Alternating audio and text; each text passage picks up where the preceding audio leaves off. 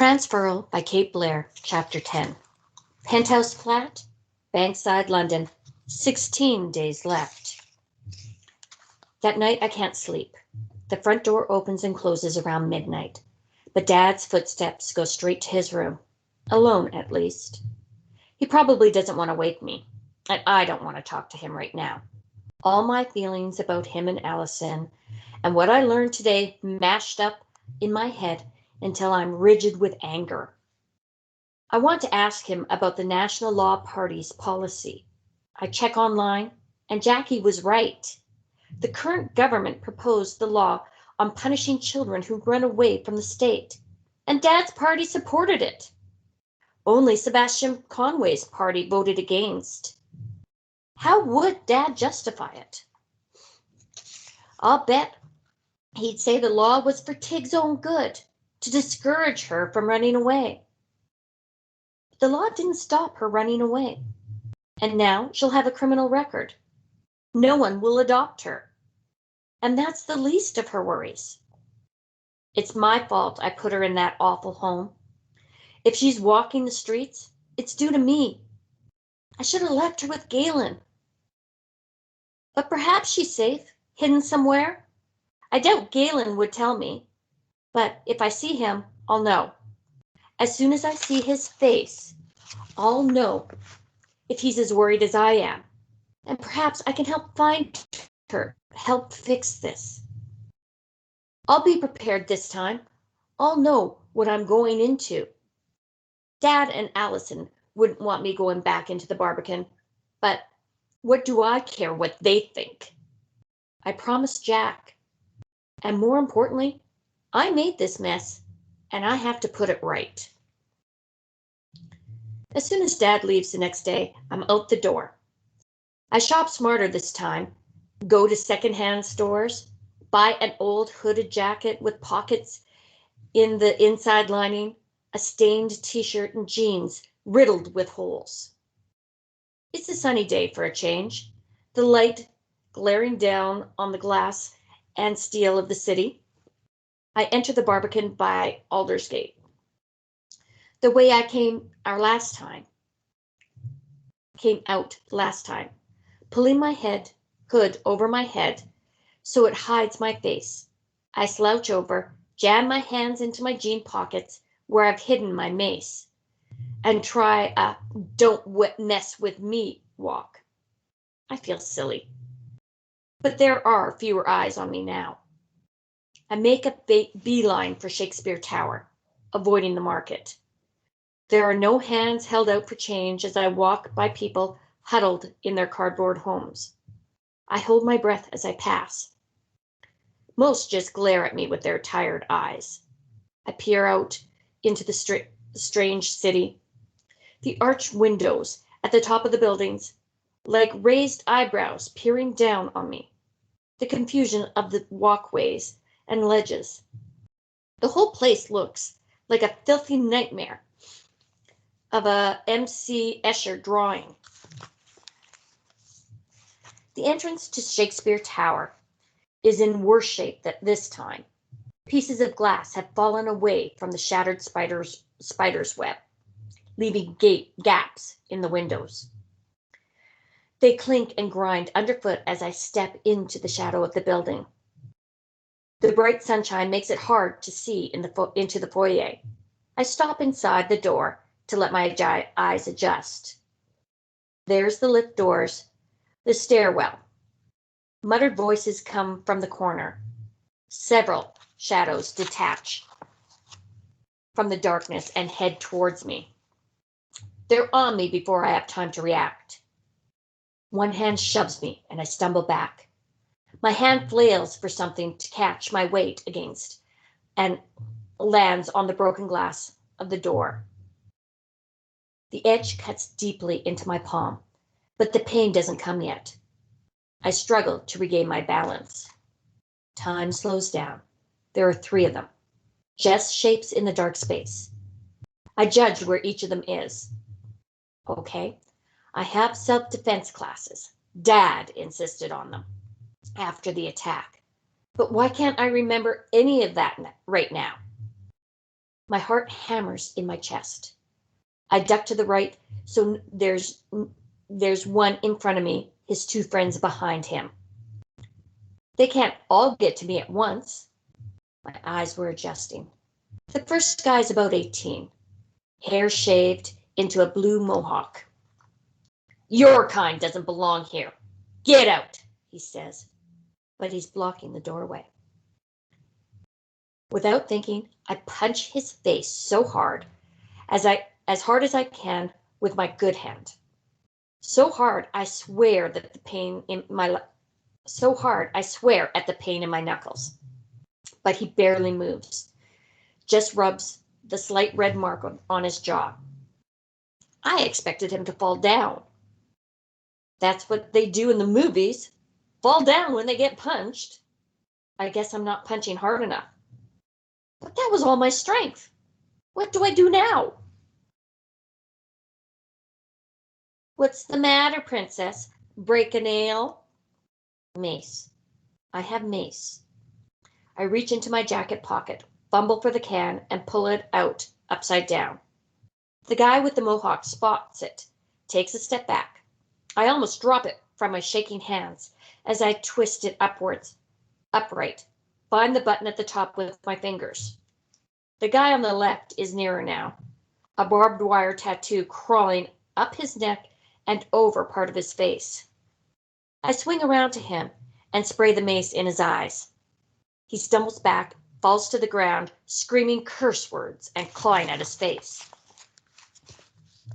The third guy looks at his two friends. I hold the mace can towards him, trembling as he backs away, raising his arms. Come on, let's get out of here, he says, and he reaches for the guy on the ground. He pulls him to his feet and drags him through the door. The boy with the blue mohawk looks like he's going to come at me again. But I raise the mace and he backs off, joining the others. That's easier than I thought. I guess Dad's right. He always says criminals are cowards. Once they're gone, I look at my hand, at the blood pooling on the floor. I swear loudly. The pain is kicking in, no longer kept at bay by the adrenaline. It's a bad cut, deep and bleeding freely. Holding my palm to stem the flow, I try to think. There's no emergency department at St. Bart's. It's just for transfers. I don't know what the nearest one is. And even if I find an ER, how am I going to explain what I'm wearing and what's happened without the press getting wind of it? I need a doctor, though. I glance at the stairs. Galen. I don't know for sure that he's taken on his father's role, but if he's willing to help, but I don't have any other options. I head for the stairs. I barely notice the smell. I'm concentrating on climbing. I don't want to touch the walls or the handrails in case I get the cut infected. I stop halfway up to cry, but I pull myself together quickly. This is no place to fall apart. I'm dizzy when I reach the 29th floor, and I'm not sure if it's from the shock or the climb. I glance around at the triangular space, looking for 29E, the one Tiggs popped her head out of. I stumble to it and, with relief, and bang on it hard with my good hand. There's no peephole, I note with relief. Galen wouldn't open it if he saw it was me. I wait, then I bang again. What if he isn't in? Where would I go then? What if the thugs are back, waiting for me downstairs? But it does open, on a chain. Green eyes peek through the gap. Galen recognizes my face, a flash of anger at his glare. In his glare, but then his eyes travel down and he takes in the blood all over my jeans and jacket and still dripping from my hand. The door slams for a second, But there's the sound of the chain being released. The door swings open fully, and Galen is standing there. I'm so pleased to see him, I smile. That surprises him more than my appearance.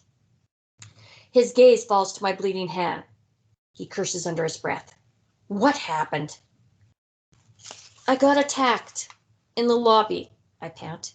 His eyes widen. The lads in the lobby did this? Bloody hell! You better come in, quickly. He steps out of the way, and I stumble into the flat. Follow me. He leads me to the bathroom, all white with 70s fittings.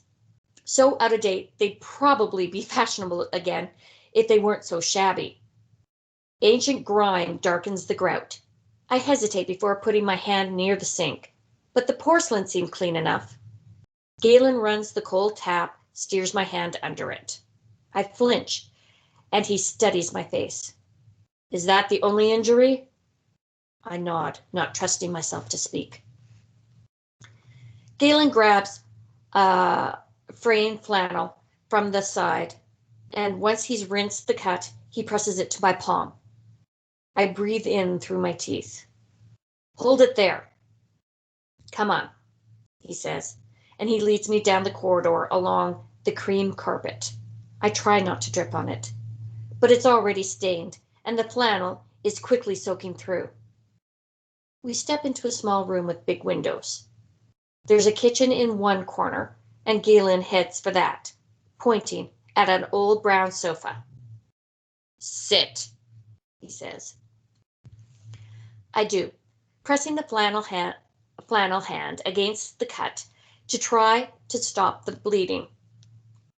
I concentrate on breathing through my teeth to try and block out the pain radiating from my palm. The cloth is saturated, so I press the cleanest bit of my sleeve, of the sleeve of my jacket against it, trying to soak up the blood. I hope whoever owned this thing before me wasn't sentenced to any blood diseases. I watch Galen in the kitchen. He reaches for a first aid kit, turns on the tap, and fills a bowl with water. He carries them both over to the sofa and kneels in front of me. Give me your hand, he says. I take away the sleeve, and he pulls my palm towards him. He cleans out the cut again with the water, then pinches it open and peers in it. I close my eyes and breathe deeply through the pain. Fresh blood oozes out as he examines it. His face scrunches up. It's deep, but clean. You're lucky it missed the tendons. What cut you? Was it a knife? I shake my head. Glass. They pushed me and I fell against a broken window. He exhaled. Seemed relieved. That makes sense. How'd you get past them? He opened the first aid kit and picks a tube of antiseptic. I punched someone in the face, I say, trying to sound calm. Got another one with mace. Galen pauses in the middle of squeezing a blob of cream onto his fingers. I'd never have guessed that you'd outfight a bunch of Barbican kit lads. Well, I wouldn't say outfight. This is gonna hurt, he says. I try not to flinch, but he's right. As he smears the ointment, pain stabs through my hand. My body goes rigid, but I don't make a sound. You need stitches. You'd better get to a hospital. I shake my head. Aren't you any good at them? Galen raises his eyebrows. Yes, but I don't have any local anesthetic. I can't go to the hospital. I can't explain where I've been. I can handle it. Galen stands, walks over to the kitchen, opens a sugar jar, and pours the contents into a bowl. A box flows out with the sugar. He brings it over, and I read the box quietly. Surgical sutures. Single use, sterile. I wonder where he got those from. He looks at me as if he anticipates the questions. They're veterinary, but it'll be fine. He pulls the package out of the box and rips it open. There's a curved needle and some thread. He picks a pair of tweezers from the first aid kit.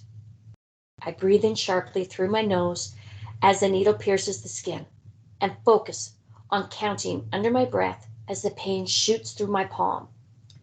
2 stitches, 3, 4, 5, but he's surprisingly quick.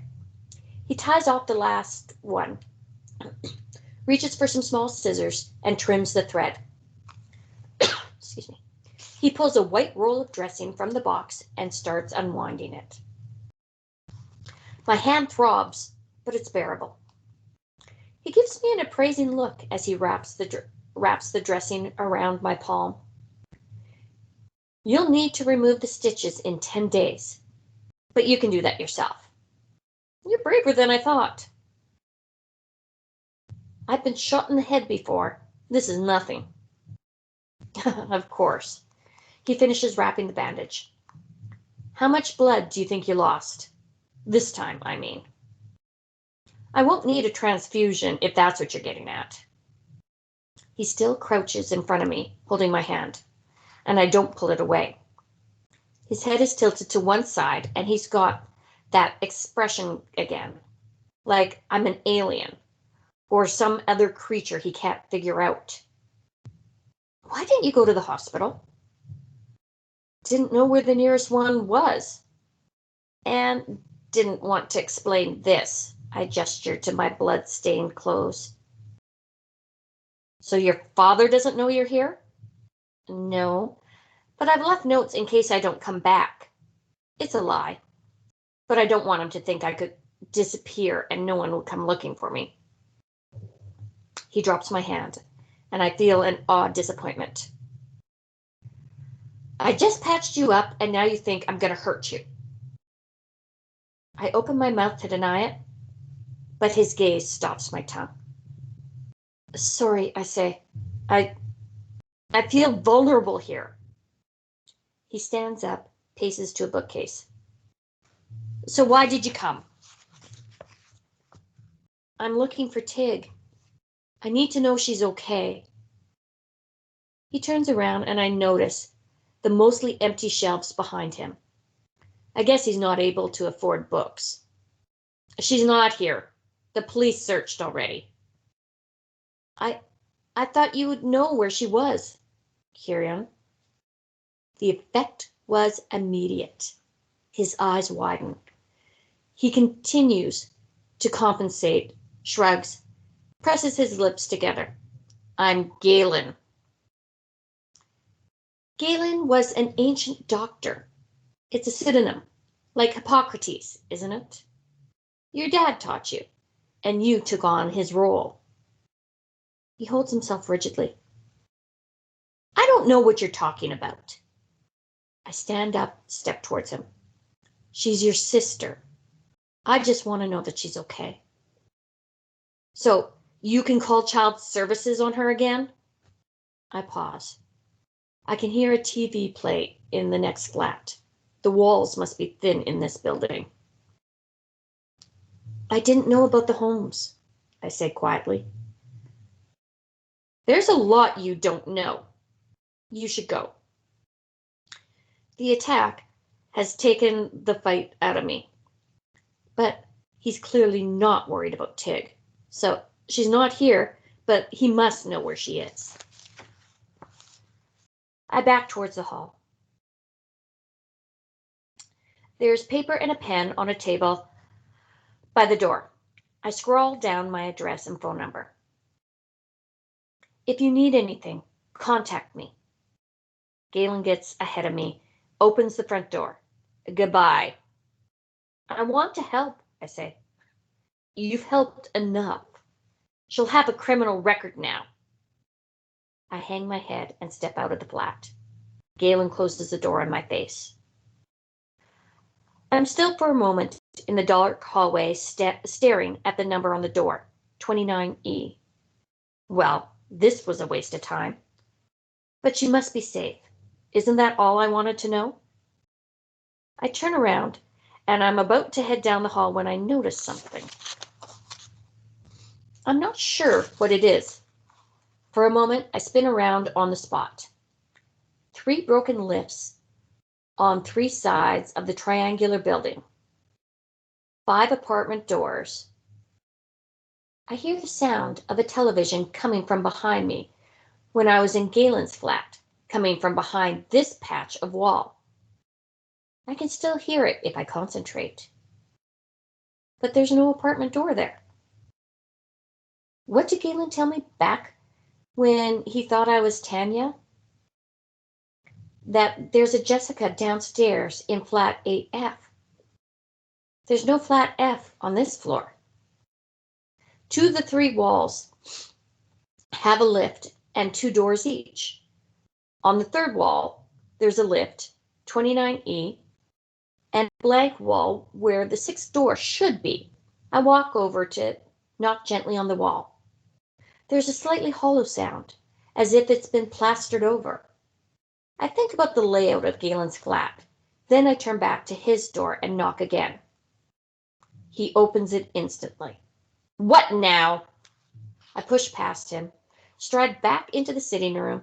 I turn around, orienting myself to where I was standing out in the hallway, and listen for the television. What? Galen says. The bookcase. Of course. That's why he was standing in front of it when he was talking. I walk over. What are you doing? His voice is rising, but he's still trying to seem cool. There's no hinge, no secret mechanism, but most of the shelves are empty, making the bookcase light. I bend down and lift the corner, start to swing it away from the wall using my good hand. Stop that, Galen says, but it's too late. Light comes from the other side. I pivot it further, exposing the ragged hole knocked in the wall. There's a handle fixed onto the back of the bookcase so that it can be pulled into place from the other side. I step back, look at him in triumph. He shakes his head, and I bend down and climb through the gap into the hidden flat. What strikes me first is the green. There are plants everywhere. Light streams through floor to ceiling, windows at one side of the space. There are no walls. It's one huge room filled with plants, and a space cleared out for a bed on the floor with a few toys next to it. There's a TV. There's the TV I heard. Piles of books. Another old sofa. But the green makes it look like a camp in the middle of a forest. And sitting on the sofa is Tig.